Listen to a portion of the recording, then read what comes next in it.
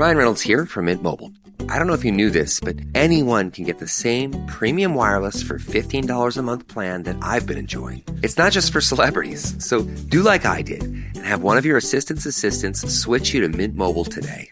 I'm told it's super easy to do at mintmobile.com/switch. Upfront payment of $45 for 3-month plan, equivalent to $15 per month required. Intro rate first 3 months only, then full price plan options available. Taxes and fees extra. See full terms at mintmobile.com.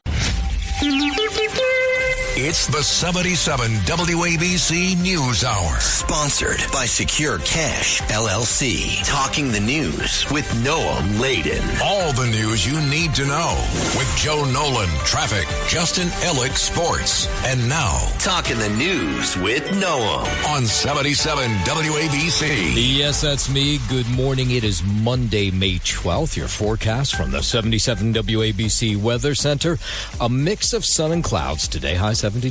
Tonight and overnight, partly cloudy, low 62. And then Tuesday begins with our couple days of showers. Showers on Tuesday, high 68. If you are walking out the door with us right now, it is 47 and clear in Peekskill up in Westchester County, 51 and clear in Fanwood over in New Jersey, and it's 58 and clear right outside our Midtown studios. The top 5 at 5. New Jersey transit engineers are ready to walk off the job. Newark Airport continues to have big issues. A hostage from New Jersey held in Gaza could be set free. It was a violent weekend in the city. The Mawa Sheraton is no more. All right, let's get into it at 5:01. Let's start over at Newark Airport, where they're going to slow flights in and out as they try to figure out that mess that's been going on for more than 2 weeks now. FAA blaming a 45-minute ground stop at Newark yesterday on telecommunications issues, all very frightening if you're planning on getting on a plane in or out. They had issues again yesterday. Senate Minority Leader Chuck Schumer speaking to reporters. So if they fix Newark quickly, they can learn from it, and they can also assure the public that they're on top of things and actually know how to fix it. But again, dozens of flights canceled yesterday, lots of delays, all these people trying to just get out on vacation or on business trips. All that delayed yesterday. So flights in and out of Newark will be cut over the next few weeks as officials look to reduce those delays and cancellations that have been plaguing New Jersey's largest airport. Transportation Secretary Sean Duffy taking to the news shows over the weekend. He was on Meet the Press yesterday saying that travelers need to know that if they book a flight that they'll actually be able to fly. In the next several weeks, we're going to have this reduced capacity at Newark. I'm convening a meeting of all the airlines that serve Newark, get them to agree on how they're going to reduce the capacity. So you book, you fly. Again, there was this equipment outage yesterday. There was, now was it 3 all in the last 14 days? 3 different outages that have caused all kinds of problems? We are building a new line that goes directly from Newark to the Philly Tracon, which controls the New York airspace. What happens now is it goes from Newark to N90, which is where it used to be controlled, and then down to Philly. That doesn't make sense. We're going to have a direct line there. So what's happened? Why is this happening? All this equipment very antiquated. Who to blame? You can blame both sides. They'll tell you it's the Republicans. The Republicans will tell you it's the Democrats. It's both sides that have kicked the can on this thing down the road for years now. So let's hope Sean Duffy will do something to fix it. The equipment that we use, much of it we can't buy parts for new. We have to go on eBay and buy parts if one part goes down. You're dealing with really old equipment. We're dealing with copper wires, not fiber, not high-speed fiber. Yeah, that's all very frightening. Did you know that? I didn't. The flight reductions at Newark are needed to make things safer and more efficient. So if you're booking something through Newark, know there possibly could be delays, but what they're going to try to do is just cut the number of flights so there's less delays, less cancellations, hopefully no more outages. I hate delays, I hate cancellations, and I hate families who come with little kids that are sitting there for 4 hours. Right. I've done that myself on occasion. It's hard, but I want you to get to where you're traveling. All right, let's root Sean Duffy on that he can get it fixed. 5:03. President Trump says the last American hostage being held in Gaza is coming home to Tenafly, New Jersey. Hamas agreed to release Israeli-American Edan Alexander as part of an effort to reach a ceasefire agreement and to allow humanitarian aid to flow into the Gaza Strip. Trump said on Truth Social he was grateful to all those involved in making this monumental news happen. U.S. Special Envoy to the Middle East, Steve Witkoff, said he is traveling to Israel to secure Alexander's release, adding that the 21-year-old's family is ecstatic over the news. It comes ahead of President Trump's first trip to the Middle East on Monday. I'm Mark Mayfield. All right, so the president making that announcement on Truth Social. We tried to get in touch with the family. They did not respond. It was a tough weekend for Knicks fans. I was so excited and jazzed about Saturday's game, sitting in front of the TV 3:30, even though it was a beautiful day, hoping Jalen Brunson could just take it to the Knicks and go up 3-0. But it was the opposite. The Celtics bounced back from a pair of home court losses, blowing out the Knicks Game 3. Here's the Celtics head coach. We got a test in front of us, and I got a group of guys that, I wouldn't want anyone else to be able to go through that. So this is the fun part. You don't get into the journey for it to be easy. So it's been dark, but in a good way. Okay, the Knicks head coach, Tom Thibodeau, who always has got that sourpuss on his face, whether they're winning or losing, says, okay, we lost. Now it's time to turn the page and look forward to tonight. For today, and we have to take a good hard look at the film and then get ourselves ready for the next game, because that's the only thing that is important, is the next challenge that you face. And that's our challenge. Boy, they were never in this game if you watched it. I mean, it was blown out from the first quarter on. Knicks guard Josh Hart says the Celtics highly motivated. They were going to come out with a sense of urgency, a sense of desperation. And that's something that we should have did a better job with. We knew it was going to happen. Yeah, it was a total bummer. But Game 4 is tonight at the Garden, 7:30. If they win, they go up 3-1. Then it returns the series back to Boston. 3 members of the NYPD facing charges after they were arrested over the weekend. The arrest went down within less than 4 hours. Police say 24-year-old James Laws was arrested in Queens, accused of grand larceny, criminal mischief, and harassment. There were 2 arrests in Brooklyn. 34-year-old Jessica McGriff, a probationary officer, faces possession of stolen property and other charges. And 21-year-old Muhammad Yunus, an NYPD recruit, is charged with petty larceny. Police have not released any details. It's not known whether the arrests are related. I'm Larry Kofsky, NBC News Radio. NYPD cops investigating the deaths of 2 men over the weekend discovered in a Manhattan stairwell. This was in Little Italy. Police say the 2 men were found unconscious in a stairwell along Mulberry Street just before 4 o'clock Saturday afternoon. The 2 men were 35 and 34 years old. The younger of the 2 victims was pronounced dead on scene, while the other would later be pronounced dead at a local hospital. Police say the 2 men did not have any obvious signs of injury. The medical examiner will determine how the 2 men died. WABC News Time 5:08. Let's go overseas to Italy. Everybody where I went over the weekend, did you have this too? Was talking about Pope Leo. Pope Leo XIV officially called for world peace as he delivered his first Sunday blessing, making note of conflicts raging around the globe, including Ukraine and Gaza.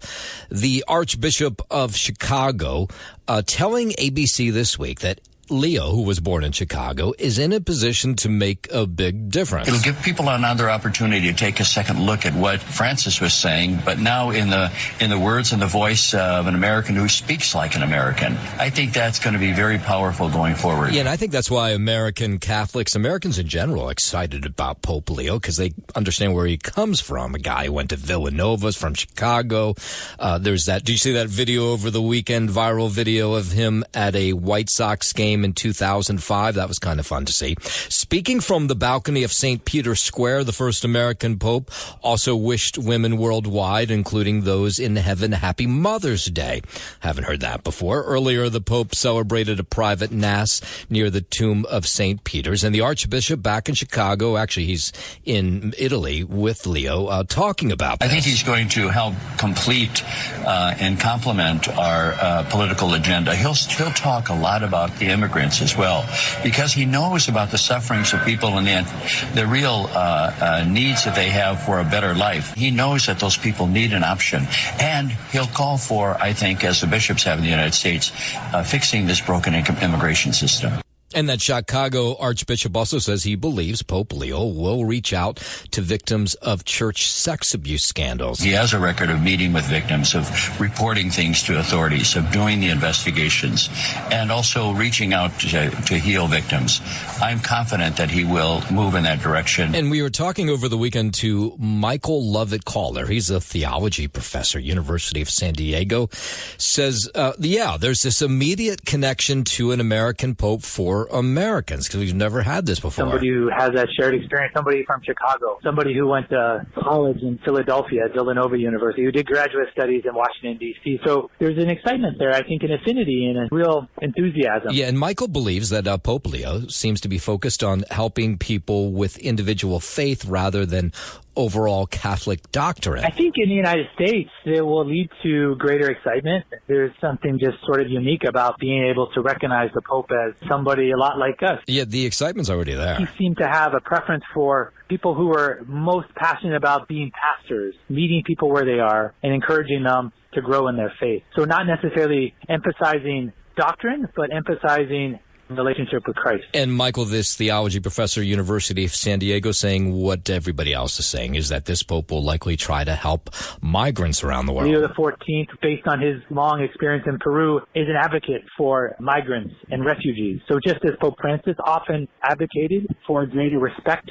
of the human dignity of those forced to migrate, I suspect Leo XIV will continue that priority as well. And it'll be fascinating to see whether Pope Leo can harness this excitement and keep it going as he takes over the Catholic Church. 5:12. Russian President Vladimir Putin says he's ready to restart negotiations to secure an end to the Ukraine war, suggesting yesterday that talks could start this week in Turkey. In an interview on ABC this week, the Kremlin spokesman Dmitry Peskov says Putin has been doing whatever it's possible to solve the problem. President Putin is open for peace negotiations without any preconditions.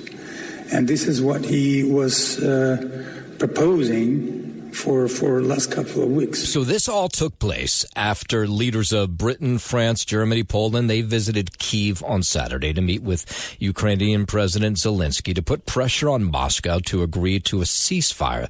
Those 5 leaders were calling for a truce to start today. Here's more from the Kremlin spokesman. President Putin is doing whatever is possible to solve the problem, to achieve a settlement through peaceful and diplomatic means. But having no peaceful and diplomatic means at hand, we have to continue military operation. Now, what was interesting to watch with this interview with Peskov yesterday is that he says that Russia has been hoping that the U.S., meaning President Trump, would help move along the process to get a ceasefire and maybe a true peace underway. We thought that President Trump was going to use his enormous influence over Ukraine to get Ukraine closer to the idea of negotiations. And Peskov says Russia is concerned, though, about a 30-day ceasefire. He worries, he says the Russian officials worry that could give some sort of advantage to Ukraine to rearm, that kind of thing. If we speak about ceasefire, what are we going to do with shipments of weapons coming every day from the United States and from European countries? WABC News Time 514. Baseline tariffs of 10% are likely to stay in place as the U.S. negotiates trade deals with countries around the world. That's the word from Commerce Secretary Howard Lutnick. He says that foreign companies and countries and not Americans will bear the burden of these new tariffs.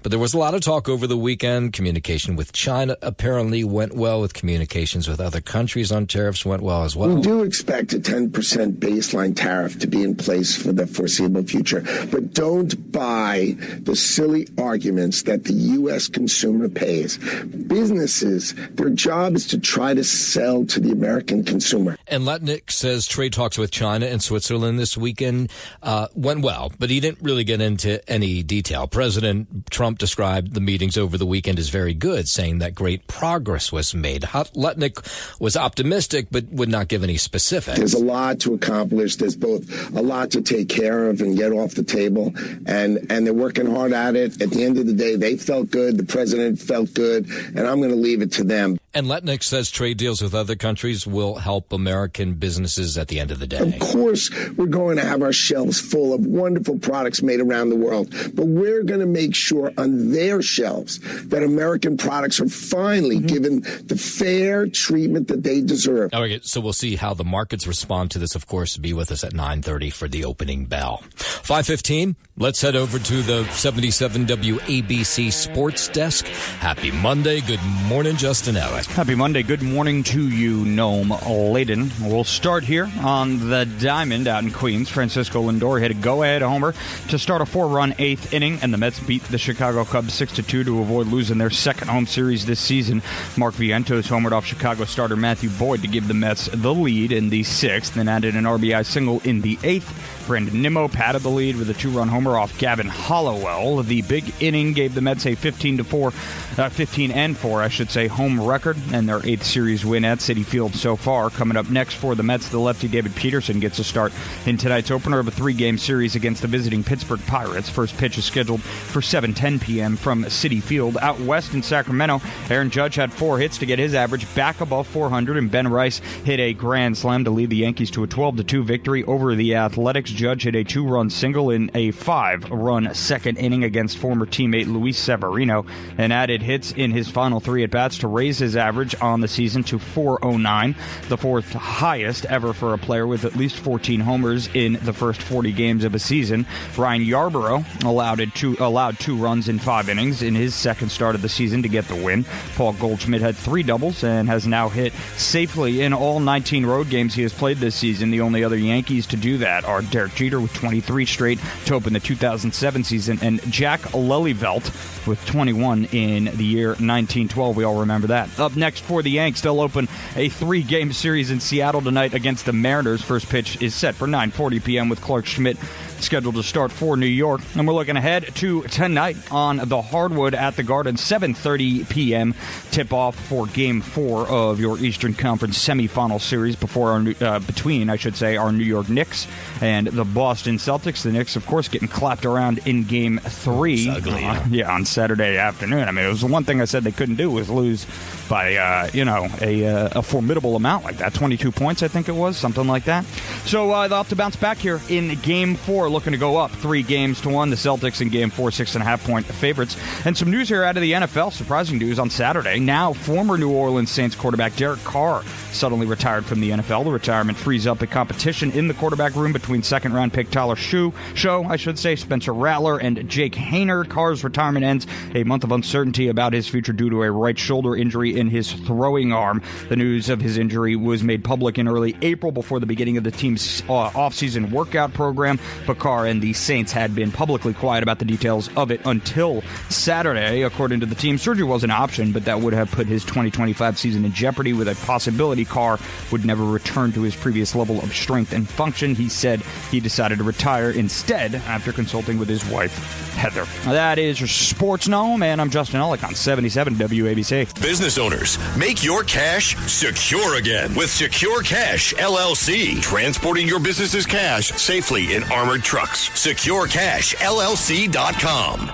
WABC News Time 5:20. President Trump says he'll sign an executive order today to cap prescription drug and pharmaceutical prices at the lowest costs that are offered to other countries. In a post on Truth Social, Trump said the U.S. has been treated unfairly and that healthcare costs will be reduced by what he calls numbers never even thought of before. The order, which Trump also called one of the most consequential executive orders in our country's history, is set to be signed Monday morning. I'm Mark Mayfield. Yeah, that's one of those things none of us have ever understood, why those drug prices are so much cheaper elsewhere and so damn expensive here. Meanwhile, the president getting some blowback for some comments he made over the weekend, saying it would be good politics to raise taxes on wealthy Americans. I would love to be able to give people in a lower bracket a big break by giving up some of what I have. The president said he'd graciously accept a tiny tax increase for the rich. The White House has floated the idea of raising taxes on the highest earners to pay for the tax breaks he enacted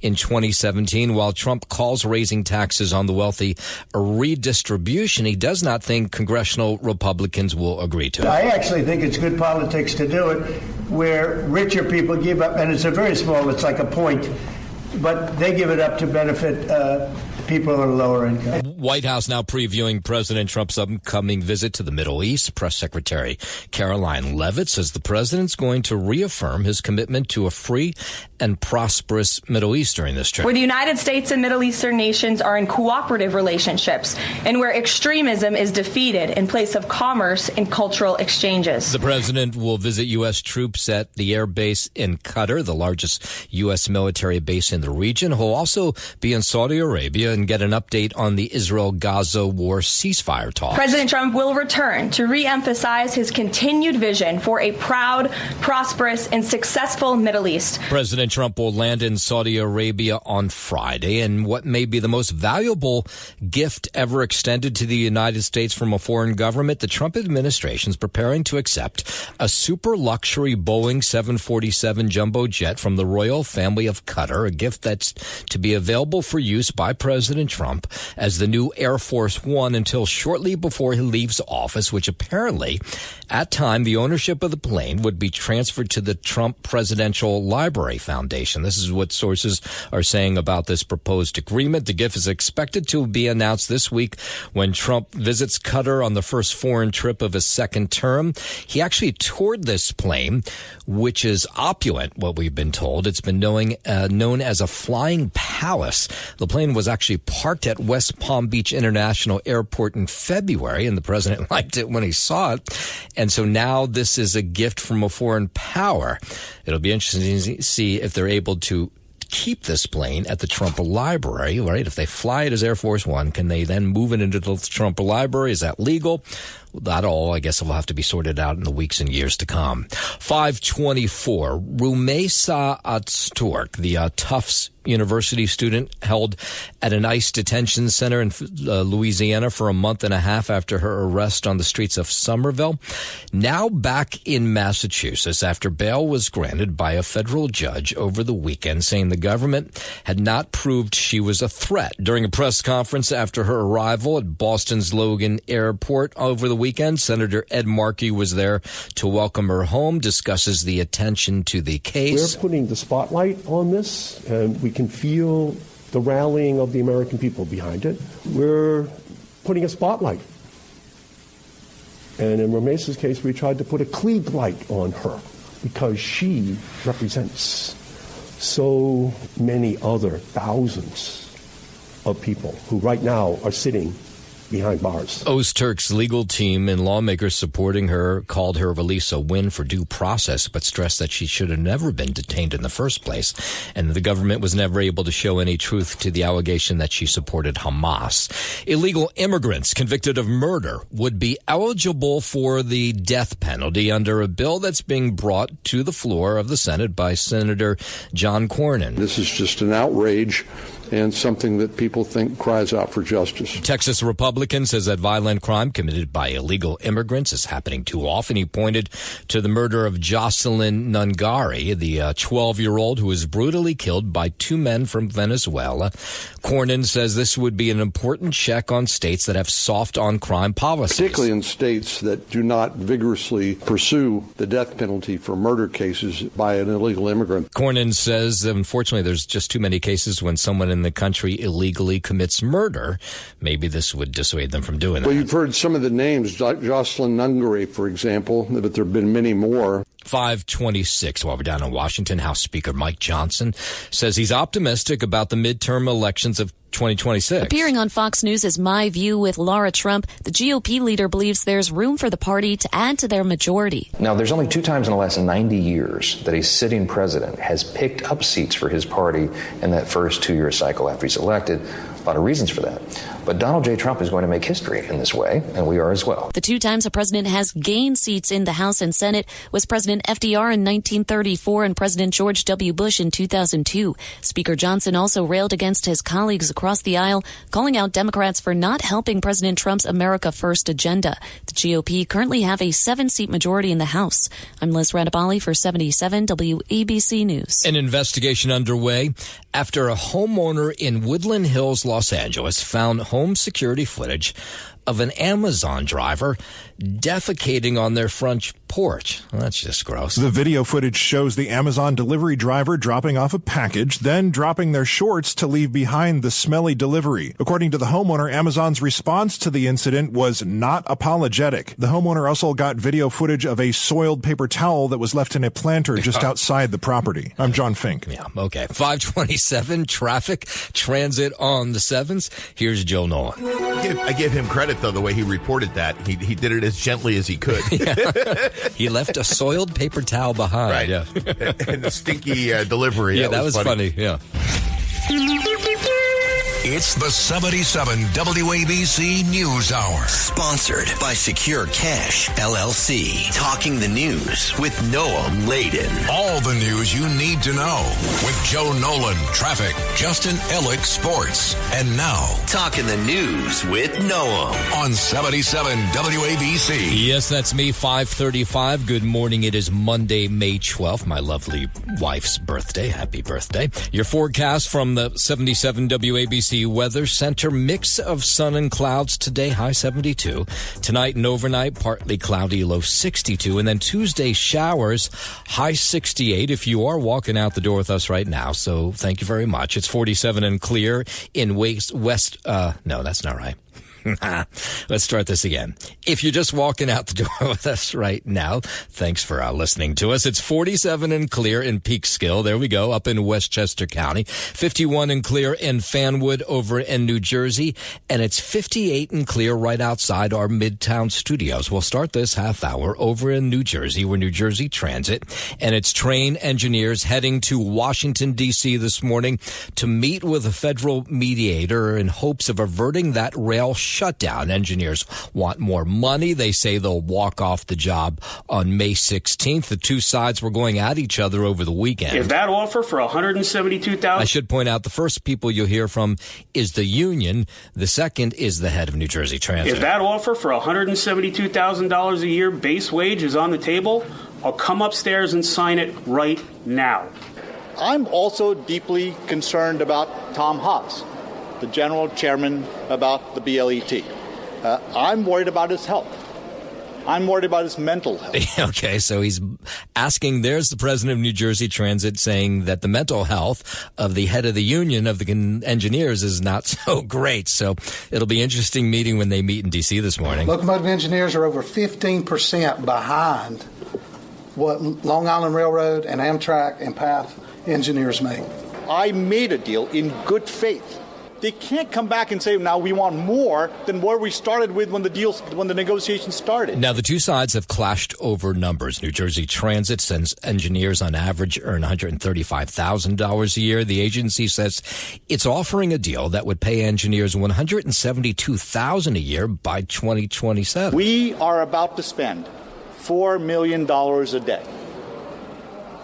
That is the number that's coming off their contract every day they're on strike. I don't know if you saw this commercial over the weekend, but the union playing this TV ad critical of New Jersey Transit spending $53 million in furniture for its new headquarters in Newark. Whether that's true or not, I can't tell you, but contract negotiations will pick up in D.C. today, and we'll keep our fingers crossed that they won't walk off the job, because if they do, 350,000 daily riders will have to find another way to get to work each morning. 537 traffic. Transit on the 7s. Joe Nolan, this would be a mess if this New Jersey Transit strike takes place this week, no?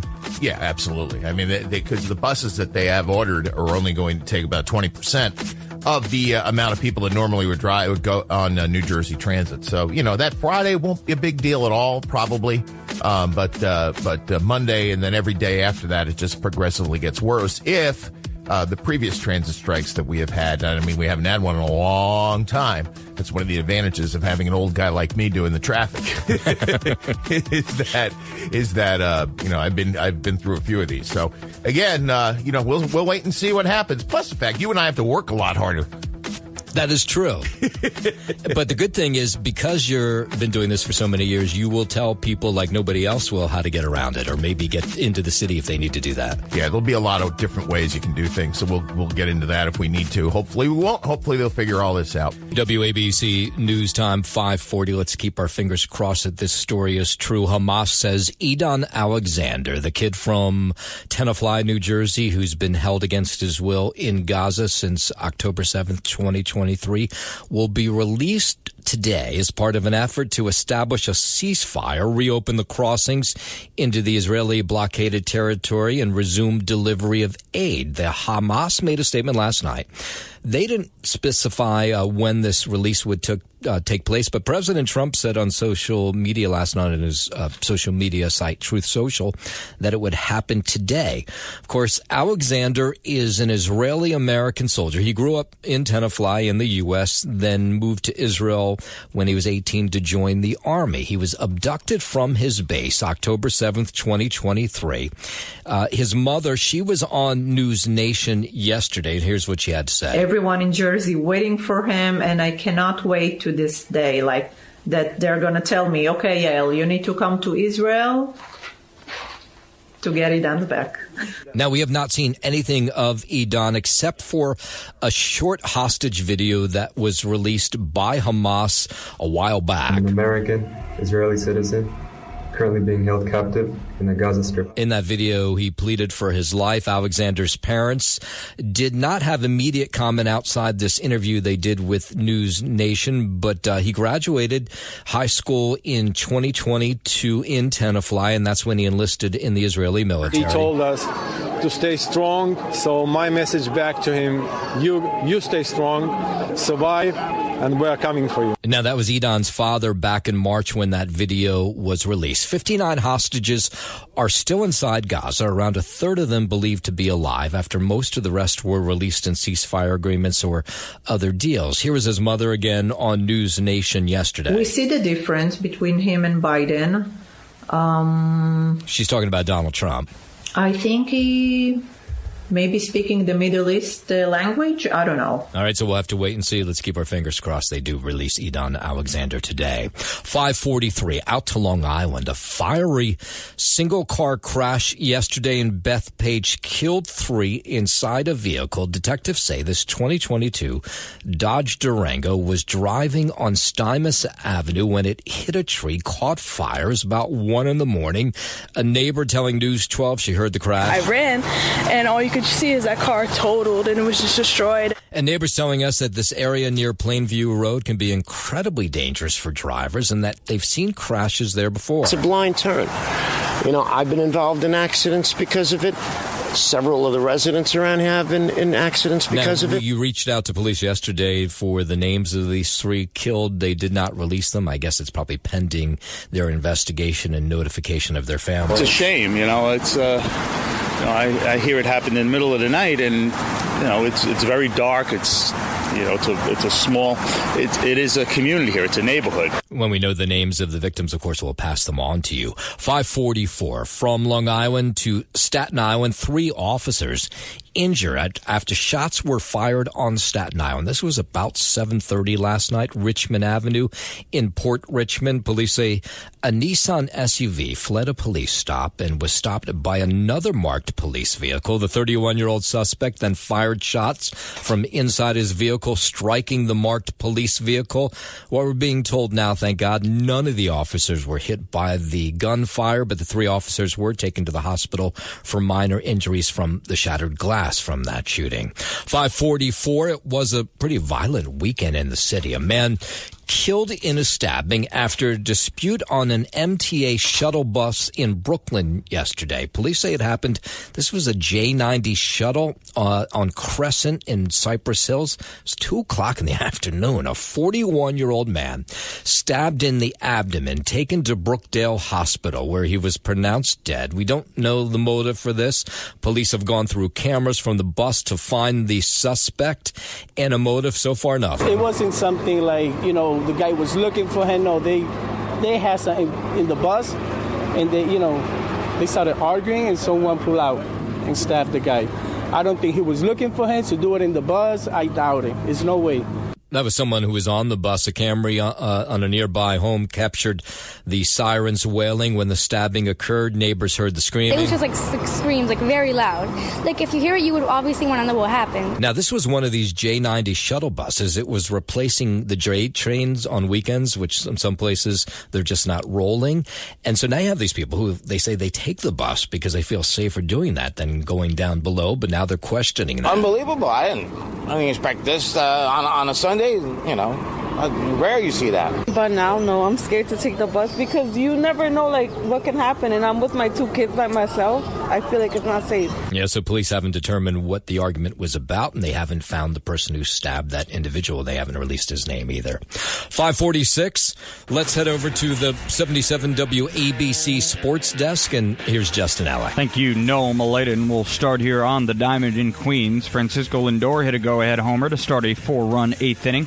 And the Mets beat the Chicago Cubs 6-2 to avoid losing their second home series this season. Mark Vientos homered off Chicago starter Matthew Boyd to give the Mets the lead in the 6th and added an RBI single in the 8th. Brandon Nimmo padded the lead with a 2-run homer off Gavin Hollowell. The big inning gave the Mets a 15-4 home record and their 8th series win at Citi Field so far. Coming up next for the Mets, the lefty David Peterson gets a start in tonight's opener of a 3-game series against the visiting Pittsburgh Pirates. He'll throw out their ace, Paul Skeens. First pitch is scheduled for 7:10 p.m. from Citi Field. Out west in Sacramento, Aaron Judge had 4 hits to get his average back above 400, and Ben Rice hit a grand slam to lead the Yankees to a 12-2 victory over the Athletics. Judge hit a 2-run single in a 5-run second inning against former teammate Luis Severino and added hits in his final 3 at-bats to raise his average on the season to 409, the 4th highest ever for a player with at least 14 homers in the first 40 games of a season. Ryan Yarbrough allowed 2 runs in 5 innings in his second start of the season to get the win. Paul Goldschmidt had 3 doubles and has now hit safely in all 19 road games he has played this season. The only other Yankees to do that are Derek Jeter with 23 straight to open the 2007 season, and then Jack Lelyvelt with 21 in 1912. Up next for the Yanks, they'll open up a 3-game series in Seattle tonight against the Mariners. First pitch is set for 9:40 p.m. with Clark Schmidt scheduled to start for New York. And then we're looking ahead to tonight on the NBA hardwood at the Garden. 7:30 p.m. tip-off for Game 4 of your Eastern Conference semifinal series between our New York Knicks and the Boston Celtics after the Knicks got clapped in Game 3 Saturday afternoon. They're looking to bounce back here in Are they going to bounce back? What's your prediction? I don't think so. No, it's going to be 2-2 at the end of the night. Yeah, I mean, I'm sticking with my original analysis here. What was it? Would you say 4-2? What, the series? Yeah. If they win, yeah, I think it'll be 4. Well, it could go 4-2 either way, to be honest with you. Do they squeeze out another win if they do lose? I don't believe so, but who knows? I mean, it's You're very non-committal. It's really tough. Well, it's really tough to win 4 straight. I mean, in any series, you know, regardless of whether or not you're the Boston Celtics going up against the New York Knicks. In this scenario, it's really difficult to win 4 games in a row in the postseason. So, do the Knicks squeeze out another win en route to a series loss or a series loss? I do believe so. But tonight, no. I thought they lost too bad in Game 3 that this momentum for the Celtics will carry on over into Game 4. You don't think they recover? Not tonight. I don't believe so. All right. Unfortunately. But I hope they prove me wrong. Celtics in Game 4 tonight, 6.5-point favorites. That is your Sports Gnome, and I'm Justin Alec on 77 WABC. WABC News Time 5:51. It was beautiful over the weekend, but not warm enough to go in the ocean. But there were lots of people going in. The FDNY says they responded to a water rescue over the weekend at Manhattan Beach. This happened near Oriental Boulevard. Is about 4:40 in the afternoon. They rushed in to get this kid out, and there was a lot of people on the beach because it was a beautiful day, and they said they were horrified by what they saw. It's terrible, of course. It's terrible. It shouldn't happen. This beachgoer, Stephanie, says, beach safety is key, especially since lifeguards don't go out until after Memorial Day. They should team up, so at least there's a buddy system going on, and, they can keep an eye on one another, because anything could happen to anyone at any age. Now, we don't know the condition of this kid that was pulled from the water, but lifeguards will return to city beaches when they reopen on Memorial Day weekend. Until then, of course, the city urges beachgoers not to go swimming while a lifeguard is not present. Over in New Jersey, firefighters in Washington Township investigating what caused just a massive explosion Sunday that killed a man and a woman and destroyed a home. The explosion woke up and rattled neighbors. I heard the explosion and a real loud boom, and it was loud. And I said, something's wrong.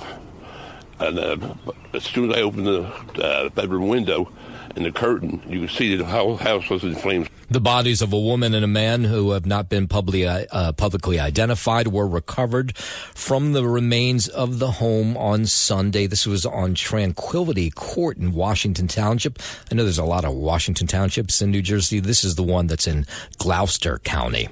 Back here in New York, the NYPD arresting a Jersey City man in the fatal shooting of his father. The Hudson County Prosecutor's Office says 52-year-old Gerard Brooker was found dead of gunshot wounds inside an apartment at 117-121 Wade Street in Jersey City at around 8:30 Saturday night. Investigators quickly identified his son, 25-year-old Gerard Brooker Jr., as a person of interest. He was arrested in Manhattan shortly after 2:30 Saturday morning and is facing charges including murder and weapons possession. I'm Larry Kofsky, NBC News Radio. A candidate in the race for mayor, I think you'll recognize his name, wants to do something about the RVs parked illegally in Queens. The calls follow a weekend fire at what's known as the Goodfellas Diner in Maspeth. This was the diner right in the heart of Maspeth, up in flames. Republican candidate for mayor and founder of the Guardian Angels, Curtis Lewis, says something must be done about the illegally parked RVs. It's a danger to the city, a danger to the neighborhoods. You think anybody's doing anything about it?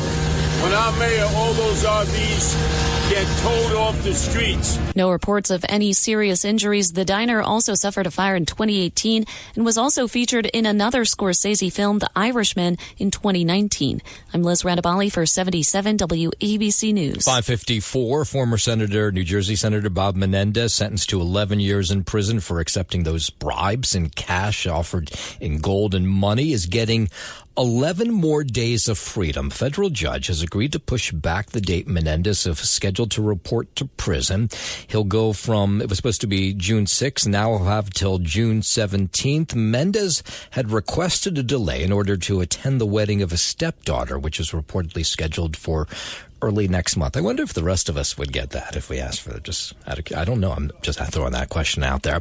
New Yorkers may soon notice that parks have become cleaner. No more trash, debris, or rodents, forcing families to stay away from our beautiful spaces. We built them. We ensured that they were functionable. Now we want to make sure they're clean. Mayor Adams announcing that there'll be an expansion of a second cleaning shift from evening and weekend staff in the fiscal year 2026 budget. This would apply to 64 parks, doubling the number of parks that get the second cleaning shift now. This administration has ushered in a trash revolution, giving New York's strongest the resources we need to clean our city and to keep it that way forever. It'll be about $30 million to the budget to make sure those parks are clean over the weekends as well as the weekdays.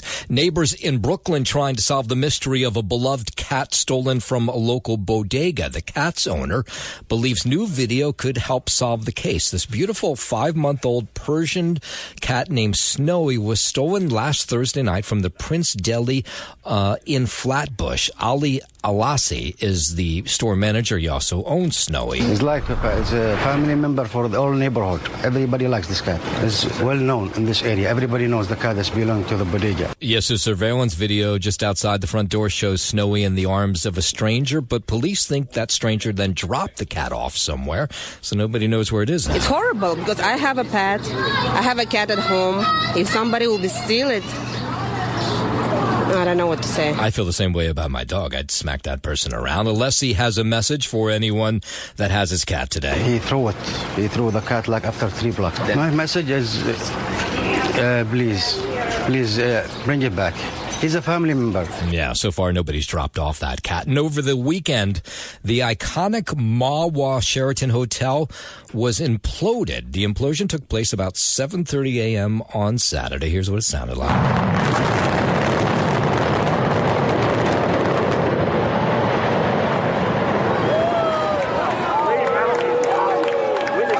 I got to be honest, it's kind of cooler to watch than to listen to, but lots of people woke up early to get close to the site to see it in person. Engineering and explosives. I was kind of really excited to see it. We've lived here 31 years, and so coming off the 287, the Sheraton's always been kind of a beacon in your home. That's right. And now it's gone. Yeah, right. You won't have that anymore. The hotel actually closed back in 2023.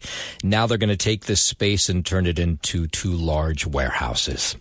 Thanks for listening to the News Hour with Noam Laden. You can hear the News Hour with Noam Laden weekday mornings at 5 on 77 WABC. If you like the podcast, share it with your friends and listen anytime at WABCRadio.com and download the WABC Radio app. Hit that subscribe button on all major podcast platforms. Plus, follow WABC on social on Instagram, TikTok, Facebook, and X. See you next time for a new episode, so you never have to wonder, what the heck is going on here?